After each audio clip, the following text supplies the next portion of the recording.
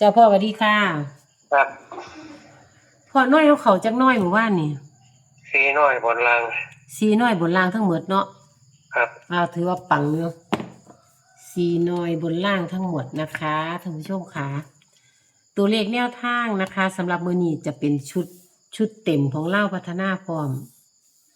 ชุดเต็มบ่แม่นเต็มธรรมดาเด้พี่น้องเต็มแบบมื้อนี้เป็นตัวเลขแนวทางชุดปราบเซียนพร้อมจันทร์ที่แล้วมันเข้าเดี๋ยวเด้อมึงกันเด้อจันทร์ที่แล้ววันที่6เนาะจันทร์ที่แล้วก็เข้า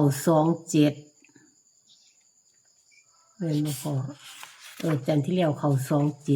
27มื้อต่อมาอีกวันอังคารเข้าถึง6ตัวเลยมื้อต่อมาอีกก็เข้า9669คือชุดเต็มพ่อพ่มนี่อย่ามองข้าม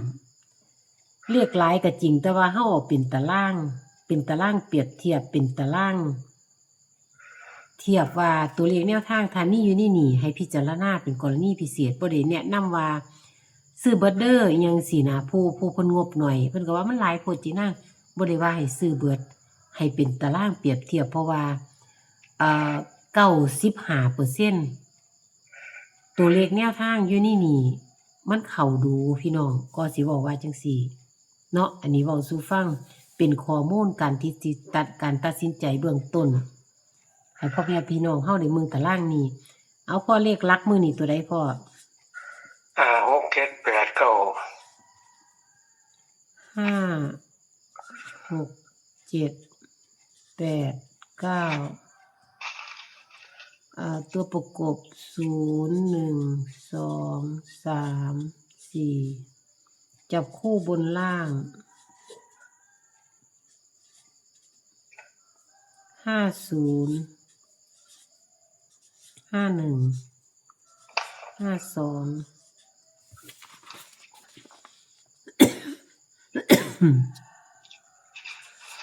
53 54 60 61 62 64 70 71 72 73 74 80 81 82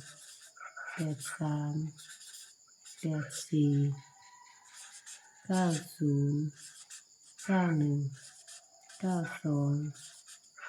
93 94เลขวิน95230วันจันทร์เด้อพี่น้องมื้อนี้95230เลขตัวระวัง9กับ5นะคะ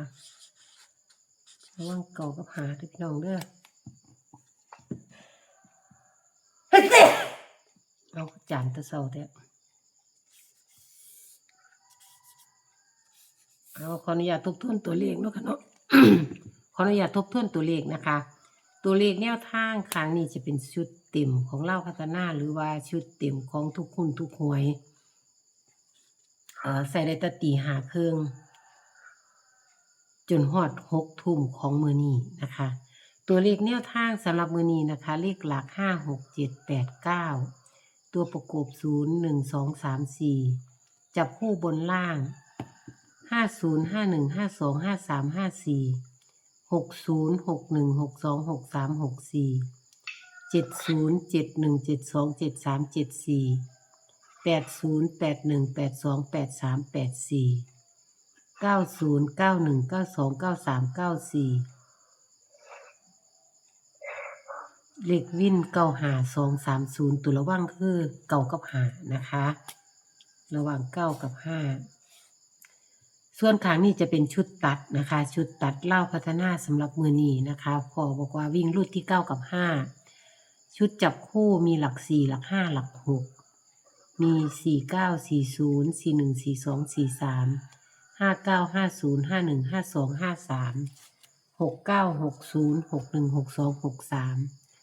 ขวิน95230นะคะ ตัวเลขที่พ่อนิ่นให้พ่อนิ่นรักหามื้อนี้เพราะว่า5950515253แล้วก็69เอาพ่อแม่พี่น้องพิจารณาลองมือว่า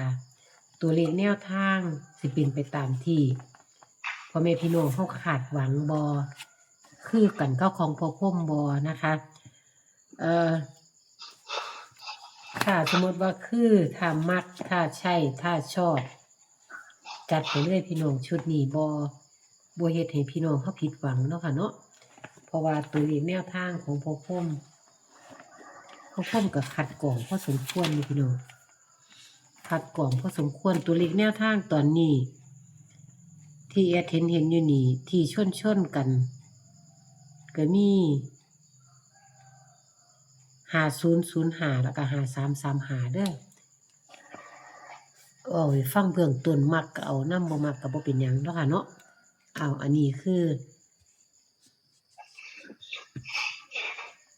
เน้นตัวเน้นแนวทางตัวเน้นก็คือหลัก5หลัก6ที่พ่อเน้นให้505152535969ประมาณนี้เนาะค่ะเนาะส่วน5น้อย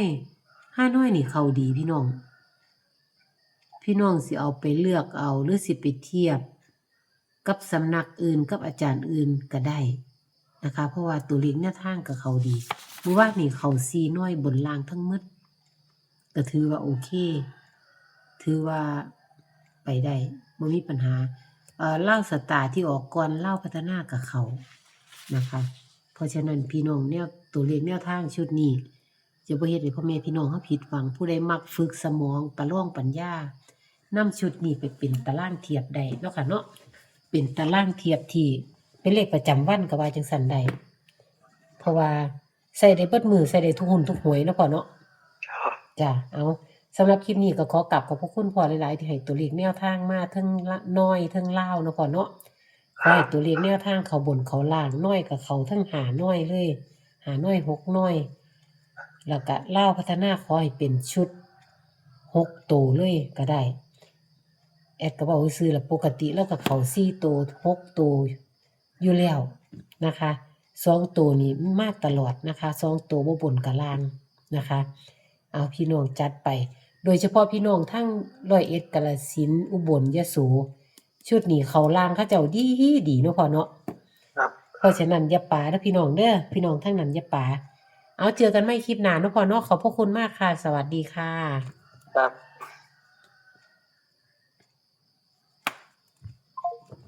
เอาพี่น้องอย่าลืมแชร์ไปเด้อพี่น้องเด้อขอบพระคุณมากค่ะสวัสดีค่ะ